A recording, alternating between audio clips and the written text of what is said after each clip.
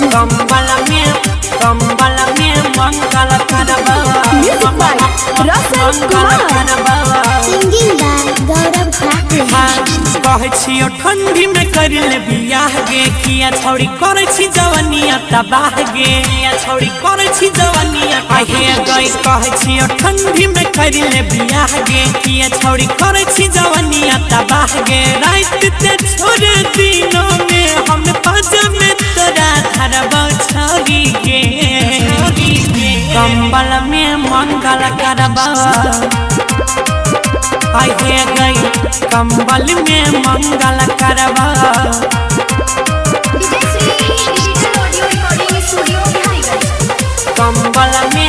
कंबल में मंगल करबा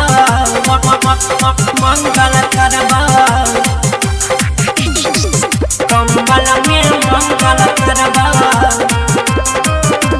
हे गई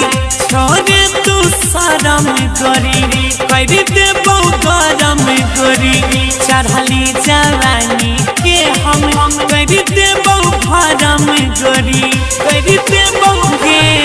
करी छोड़े तू शरम करी कर देबो गरम करी चढ़ली जवानी के हम कर देबो भरम करी अपन जवानी के हीटर जलाई के दहिया से दहिया रगरबा छौरी के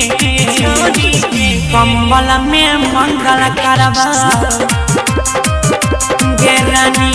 कंबल में मंगल करबा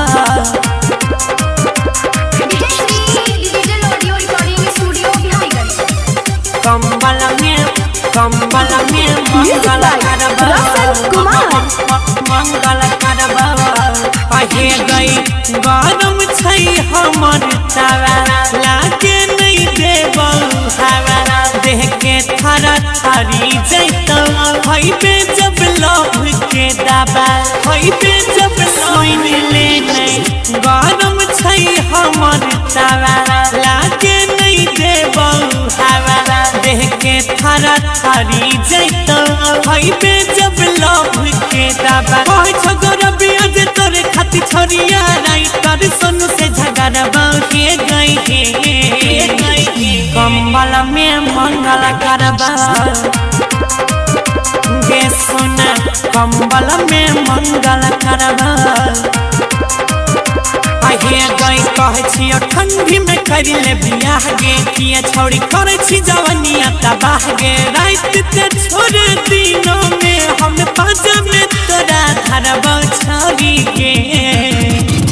कंबल में मंगल करबा आहे गई कंबल में मंगल करबा।